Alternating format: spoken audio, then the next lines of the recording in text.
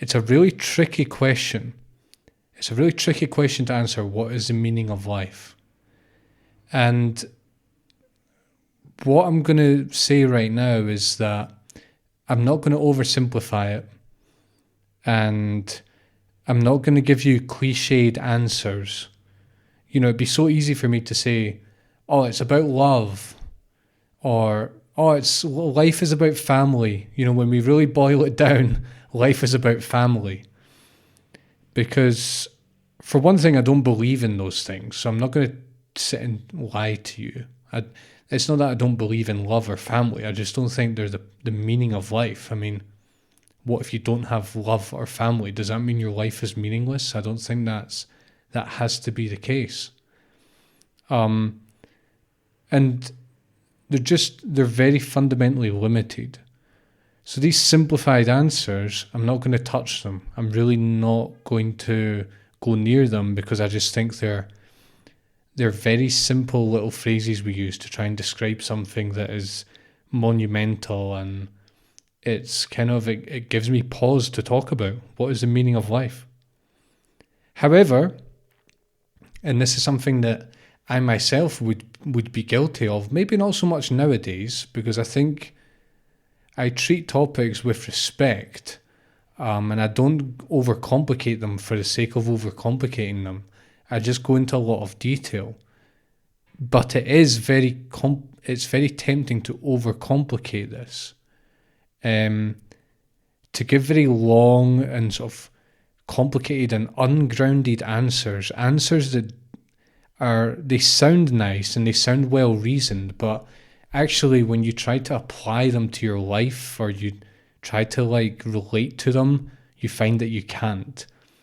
And to me, that is just pointless. What is the point of me sitting here for an hour or however long this is going to be and giving you something, or even for myself, for my own reflection, to come up with answers that are just they're just abstract nonsense that I'm regurgitating? What is the point? There's no growth involved, and really it's a defense mechanism against making this stuff very grounded and very practical, and it's a defense mechanism against raw, hard reality. It's also tempting to look to philosophers or gurus for the answer. I could just sit here and I could go into ChatGPT and I could say, tell me how 20 different historical philosophers, famous philosophers in history have answered the question of what is the meaning of life, or spiritual gurus or religious leaders. I could do that, and I could just sit and read what they did, and I could pretend it's my own work. But it's, again, that's missing the point. What is the point of getting someone else to tell you what the meaning of life is? And now, I'm not saying that you don't listen to what I'm saying, and maybe I have something vaguely important to say, right? But what I'm saying is, there's no point looking to these established authority figures, because for one thing, what they say might have nothing to do with your life. It might not apply to you. You might not resonate with it, and therefore it doesn't really explain how you make meaning in your life. But also, their answers are highly, highly skewed by their own psychology, by their own needs, by their own sort of financial situation. They might have to say certain things, even if they're like a famous spiritual person, they might have to say certain things and present certain things just to present a front. Or if they're a scientist, they have to give a scientific answer. Or if they're some religious person, they might have to just frame it in terms of Buddhism or Christianity or whatever it is, or what the Buddha said. And to me, it's just nonsense. When we're talking about the meaning of life, obviously we all have biases, we all have our context. I'm not going to sit and deny that I don't have those things, but we have to be very aware of how much we skew these fucking big questions. And if we're not even aware of these basic ways we skew them, and we're not careful about how we answer these questions, well, we're nowhere. And frankly, a lot of authority figures are basically just speaking from within their own paradigm, and they have no idea that they're doing so.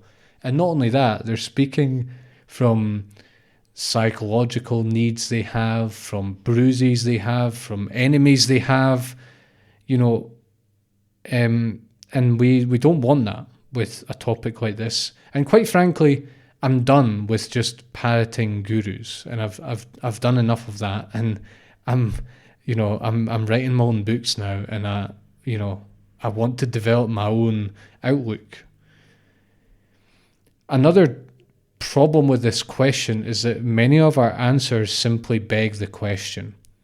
So, just to give you an example, I could say, what is the meaning of life? Tell me what the meaning of life is. And you might say, well, it's about family, Ross. Well, you're begging the question, aren't you? Because I could say, well, what is inherently meaningful about family? Is it always meaningful to have a family? Is there actually downsides to it? If that's the case, then can you say it's the meaning of life and that's the end of it?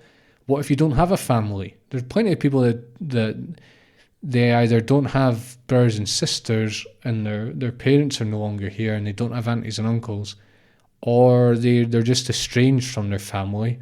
What happens then? Does that mean that their life is meaningless? Again, that's not necessarily the case. If you look at sort of answers to big questions, and this literally applies to everything I've talked about this month, and it might have, if you look, it might be a theme you notice in how I go about these things, and is that I'm trying not to beg the question, because most of the time we beg the question. Another example, I could say to a scientist, I could say, what's the meaning of life? And they could say, well, the meaning of life is so that, Darwinian evolution can take place and creatures can get more complex. But then that's just begging the question, why is that meaningful in any way? Like, why is that inherently meaningful? You see, and so these partial answers are they're extremely problematic.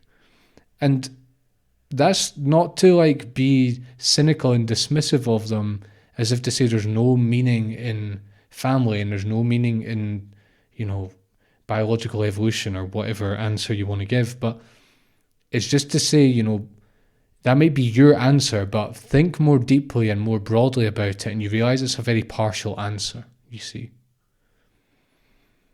I also think it's really important to notice that when we think about these questions, we often want an easy, packageable, definable, repeatable answer, as though it was like a phrase that we read on Instagram, or like a slogan. and you might be turning on this episode today and thinking, oh, Ross is just going to give us one of these phrases, life is about love, or life is about growing and expanding. I'm not going to do that, folks. It's not an easy question. It's not something you can just give a slogan for some of the reasons I've mentioned above. And frankly, I just don't believe in that at all. I really don't. The key problem for me is we really need and want meaning as human beings. And so when you come across a question like this, or a podcast episode like this, or whatever, a book, and someone seems to be offering the answer, it really feels very satiating, and very it has this kind of allure to it. It's like, oh, this person knows the answer. And this is just such an illusion. I can't even begin to describe. And the problem as well is that if you're in that state of like really needing an answer, how fucking discerning are you going to be? Like, to me, the more hunger you have for an answer, the less discerning you're going to be about the answers that people give you, because you're just fucking, you just want an answer. You don't really care about the answer is true. You just want a nice glass of water to satiate your thirst, kind of thing. And I remember, actually, I used to be into The Simpsons back in the day. You know, it was probably 15, 20 years ago now. I'm 30 now. And I remember I can't remember the episode because it was a long time ago, but basically at the end of the episode, I think it's Homer, asks God what the meaning of life is. And God is responding, and he says, well, Homer, the meaning of life is, and then the picture fades, and then the theme tune comes in, and they leave it on that cliff edge. And I remember feeling so disappointed at that moment, because I was thinking that they were actually going to like come up with something profound. And that maybe tells you about something what I was like when I was 10 or 15 years old. But that's exactly what I'm talking about. That is the mechanism I'm talking about. Now, when I was 10 or 15, I obviously didn't realize that, hey, I have this need to know what is the grand meaning of all of this. And maybe that actually reveals something very powerful about the nature of the human mind and the nature of meaning itself. But now I have to be honest with myself and say, I was looking for an easy answer. I was looking for someone else to give me the answer. And that's a very problematic place to be in, because if the Simpsons God had finished the sentence, I probably would have just fucking believed them, because I was 10 or 15 and it's the Simpsons and I'm in love with the Simpsons, and, you know, they could have said anything and I probably would have believed them.